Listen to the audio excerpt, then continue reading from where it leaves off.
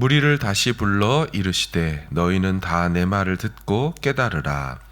무엇이든지 밖에서 사람에게로 들어가는 것은 능히 사람을 더럽게 하지 못하되 사람 안에서 나오는 것이 사람을 더럽게 하는 것이니라 하시고 무리를 떠나 집으로 들어가시니 제자들이 그 비유를 묻자온대 예수께서 이르시되 너희도 이렇게 깨달음이 없느냐? 무엇이든지 밖에서 들어가는 것이 능히 사람을 더럽게 하지 못함을 알지 못하느냐? 이는 마음으로 들어가지 아니하고 배로 들어가 뒤로 나감이라.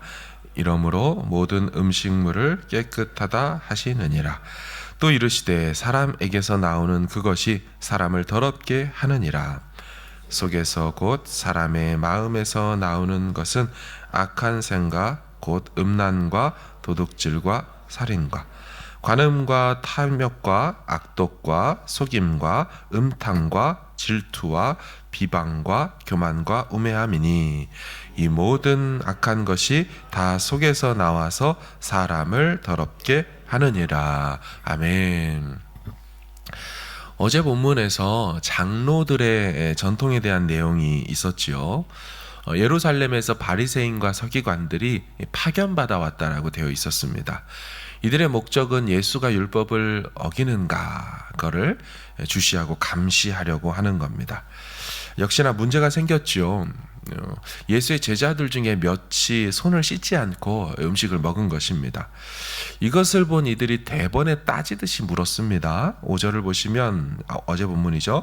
어찌하여 당신의 제자들은 장로들의 전통을 준행하지 아니하고 부정한 손으로 떡을 먹나이까?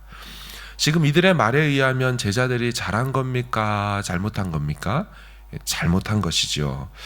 근데 사실 율법 자체에서는 손을 씻고 음식을 먹으라고 말한 적이 없습니다.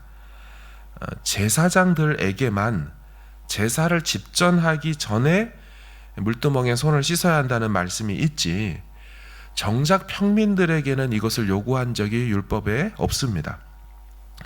오늘날 위생적 관점으로 볼 때 손 씻고 밥 먹어라가 있을 수 있지 손을 씻지 않고 음식을 먹는 것은 율법적으로 볼 때 아무런 문제가 없는 행동 맞습니다. 문제는 이스라엘의 지도자들이라는 장로들이 바벨론 포로 갔다가 이제 돌아와서는 야 우리 더 열심히 말씀을 지키며 살아야 하지 않냐? 하는 마음으로 처음에는 기존 율법의 규정보다 더 힘들고 고된 그러니까 평민에게도 제사장적인 요구를 한 것이죠. 근데 시간이 지나면서 이 규정이 정작 그들의 마음을 더 하나님 앞에 정하게 만드는 것으로 가지 않고 오직 그들의 삶만 옥죄고 있는 껍데기 형식의 율법만 되었다는 것입니다. 본래 그들의 마음은 고상했고 의도도 알겠지만 정작 그 율법의 본질과 의의는 그들이 멀리했고 생각해보지도 않고 행위의 껍데기만 붙들며 살았다는 것이죠. 그러니까 왜 평민임에도 우리가 손을 씻고 먹는 의식이 생겼는지 이것이 제사도 아니고 내가 제사장도 아님에도 왜 손을 씻으며 음식을 먹자고 했는지 그 본 의미는 돌아보지도 않고 그 행위만 하고 있다면 너는 정하다. 그 행위를 하지 않고 있다면 너는 부정하다. 식의 논리로 사람들을 정죄했다라는 겁니다. 그렇게 예수님은 말씀하시길 이사야가 참 잘 예언했다. 이 백성이 입술로는 나를 공경한다고 하지만 마음은 내게서 멀지 않느냐. 너희가 하나님의 계명은 버리고 사람의 전통을 지키고 있구나 라고 하는 거죠.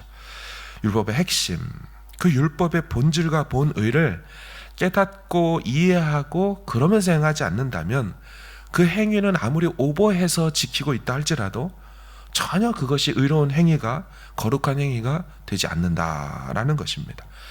예수님이 말씀하셨죠. 13절에 너희가 전한 전통으로 하나님의 말씀을 폐하며 또 이 같은 일을 많이 행하느니라. 문제는 말씀에서 나왔다는 이 행위의 규제가 기가 막히게 이 말씀을 다시 폐하고 있는 악한 행위가 되었다는 것입니다. 완전히 주객이 전도된 것이죠. 자, 이제 예수님은 자기 제자들 몇이 음식을 먹을 때 손을 씻지 않았다는 이유로 정작 율법도 아닌 장로들의 전통 가지고 논쟁을 걸어오는 이 바리새인과 서기관들을 이제 물리치시고요. 오늘 본문에서 이 무리들을 다시 부르십니다. 특이한 장면이죠. 그냥 어제 본문에서처럼만 말씀하고 떠나셔도 되는데요. 이 무리들을 다시 불러서 더 이야기하고 있다라고 본문이 말하죠. 근데 그 어조가 좀 엄중합니다. 14절을 보시면 무리를 다시 불러 이르시되 너희는 다 내 말을 듣고 깨달으라. 그러니까 다시 부르시고 한 사람도 예외 없이 다 듣고 깨달아야 한다라고 말씀하죠. 명령형 2개가 나왔습니다. 들으라, 깨달으라. 다시 모두 다 듣고 깨달아야 할 것이 무엇이라고 합니까? 15, 16절입니다. 무엇이든지 밖에서 사람에게로 들어가는 것은 능히 사람을 더럽게 하지 못하되 사람 안에서 나오는 것이 사람을 더럽게 하는 것이니라 말씀하죠. 밖에서 사람에게 들어가는 것은 사람을 더럽게 하지 못한다. 안에서 나오는 게 사람을 더럽게 한다. 이 무슨 뜻입니까? 음식이 사람을 더럽게 하는 것이 아니라 사람의 마음에서 나오는 것이 사람을 더럽게 한다. 그 음식을 어떻게 먹든지, 그러니까 손을 씻고 먹든지 안 씻고 먹든지, 음식의 어떠함으로 사람은 더러워지지 않는다. 사람 안에 있는 악한 생각, 악한 마음에서 나오는 그 말이 사람을 더럽게 부정하게 만든다는 것입니다. 그러면서 21절 이하에요. 총 12가지의 사람의 마음에서 나오는 더러운 것들을 나열하셨습니다. 근데 12가지 내용 자체가 중요한 건 아닙니다. 핵심은 사람의 이 마음이 더러워졌다면, 이 마음이 악하다면 아무리 껍데기를 치장하고 꾸미고 껍데기를 닦아내 봐도 아무 소용이 없다는 것이죠. 맞습니다. 하나님이 보시기에 어떤 음식을 먹었느냐로 그 사람이 정하게 되지 않는다는 거죠. 음식은 모두 하나님이 주신 것으로서 감사함으로 먹으면 받으면 되는 겁니다. 문제는 부패하고 타락한 본성을 가진 인간의 마음에서 나오는 것들이 사람을 더럽게 하고 부정하게 만든다는 거죠. 악하고 더러운 말, 음란하고 거짓된 말, 확인되지 않고 정제되지 않는 말, 또 그러한 행위들, 살인, 교만, 도둑질, 간음, 비방 등 이러한 것들이 하나님 앞에서 사람을 더럽게 하고 부정하게 만드는 것이죠. 근데 여러분, 문제는요, 이 사람은 태어나면서부터 그 마음이 오염된 채로 태어나서 평생을 더러운 말과 그런 생각과 마음으로 살아간다라는 게 큰 문제죠. 일찍이 노아 홍수 심판 때 성경에 선언하지 않았습니까? 창세기 6장에 이런 말씀이 있습니다. 여호와께서 사람의 죄악이 세상에 가득함과 그의 마음으로 생각하는 모든 계획이 항상 악할 뿐임을 보시고, 모든 생각, 모든 것들이 늘 변함없이 악하게만 행동하고 사는 것, 이 사람이라는 거죠. 로마서에서는 그래서 바울이 뭐라고 합니까? 사람들이 마음에 하나님 두기를 싫어하고 생각은 허망하여졌고 미련한 마음은 어두워졌고 스스로 지혜 있다 하나 어리석은 마음이 돼버렸다. 절망을 선언합니다. 이렇게 바울은 수많은 죄들을 나열한 후에 사람들이 이런 행동을 한다고 말합니다. 사람들이 이런 죄를 짓는 사람은 죽여버려야 한다, 사형시켜야 한다 라고 말하면서 정작 자신들은 그 같은 행동을 하면서 한다는 겁니다. 그리고 자기들끼리 말하길, 야, 이렇게 해도 괜찮아 라고 말한다는 거죠. 자가당착의 오류에 빠져 있는 거죠. 로마서는 인간에 대해 완전한 절망을 그래서 선언합니다. 이런 일을 행하는 자를 판단하고도 같은 일을 행하는 사람아, 네가 하나님의 심판을 피할 줄로 생각하느냐. 이 말씀을 보니까 이런 생각이 떠오르더라고요. TV나 우리 신문 기사를 보면 이 범죄자들의 이 행동들을 나타나지 않습니까? 그런 걸 보면서 저런 나쁜 놈이 있나? 저런 놈은 콩밥을 먹여야지. 저런 놈은 당장 사형을 시켜야 되지 않나? 도대체 나라는 뭐 하는 거야? 해놓고 정작 자신도 하나님 앞에서 똑같이 그런 짓을 하고 있다는 거죠. 그러면서 자기 가족들과 지인들에게 그런 일을 한다면 괜찮아, 살다 보면 그럴 수 있지 뭐, 사람이 유도리 있게 살아야지 뭐, 이렇게 말한다는 거예요. 그러니 오늘 본문에 예수님의 말씀이 맞는 겁니다. 사람에게서 나오는 그것이 사람을 더럽게 한다. 이 모든 악한 것이 다 속에서 나와서 사람을 더럽게 만든다. 여러분, 제자들이 예수님의 이 말씀을 깨달았을까요? 거의 잘 못 깨달았을 겁니다. 18절에 예수님이 뭐라고 합니까? 예수께서 이르시되 너희도 이렇게 깨달음이 없느냐? 무엇이든지 밖에서 들어가는 것이 능히 사람을 더럽게 하지 못함을 알지 못하느냐? 깨닫지도 못하고 있는데 제자들에게 적용이 되겠습니까? 제자들도 여전히 그 더러운 마음 속에 있는 것입니다. 그래서 후에 보시면 서로 높은 자리 차지하겠다고, 지금 여기에 나열된 12가지 중에 하나인 교만죄, 이 교만의 더러움에 그들도 여전히 빠져 있음을 보게 되는 것입니다. 그런데 이런 이들이 정하게 됩니다. 언제입니까? 십자가에서 예수님의 보혈이 흐를 때 그들의 마음이 정하게 되죠. 더 정확히는 성령의 불이 그들 마음속에 임할 때 그들의 영이 정하게 되었습니다. 더럽고 추악하고 그랬던 그 더러운 마음이 성령의 불로 다 깨끗하게 되었습니다.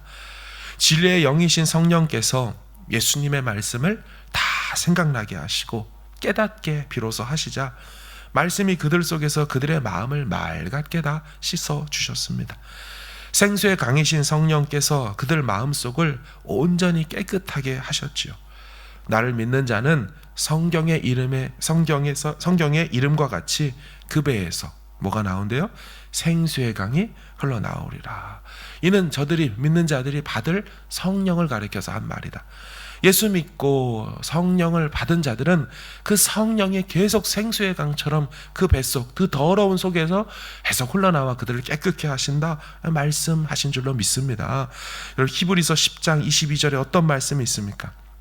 우리가 마음의 뿌림을 받아, 뿌림, 제사장이 피를 뿌리듯 마음의 뿌림을 받아 악한 양심으로부터 벗어나고, 이 악한 양심으로부터 벗어나 몸은 많은 물로 씻음을 받았으니, 맑은 물로 씻음을 받았으니 참 마음과 온전한 믿음으로 하나님께 나아가자.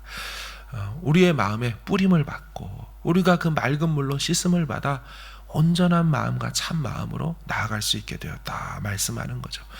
우리가 아까 불렀던 찬송가 284장이 뭐라고 합니까? 오랫동안 모든 죄 가운데 빠져 더럽기가 한량없던 우리들, 아무 공로 없이 구원함을 얻어 하나님의 자녀가 지금 되었다. 주의 보혈로서 정결하게 씻겨 죄악에서 떠난 몸이 되었고 세상 근심 구름 간 곳 없어지니 하나님의 빛이 영화롭도다. 아멘. 더러울 수밖에 없고 더러운 우리를 예수 우리 주가 깨끗하게 하신 줄로 믿습니다. 아무 공로 없건만 십자가의 공로로 우리를 깨끗하게 하여 주셨습니다. 성령, 그 거룩한 하나님의 영으로 우리 더러운 내면을 깨끗하게 하셨고 지금도 날마다 주의 말씀과 성령으로 우리를 깨끗하게 하시며 그날에 완전하게 깨끗하게 하여 주실 것을 믿습니다. 오늘도 참 마음, 주님 주시는 온전한 그 마음이죠. 그 또 온전한 믿음으로 성령을 의지하며 기도함으로 승리하는 한 날 되시기를 주님의 이름으로 축원합니다. 아멘.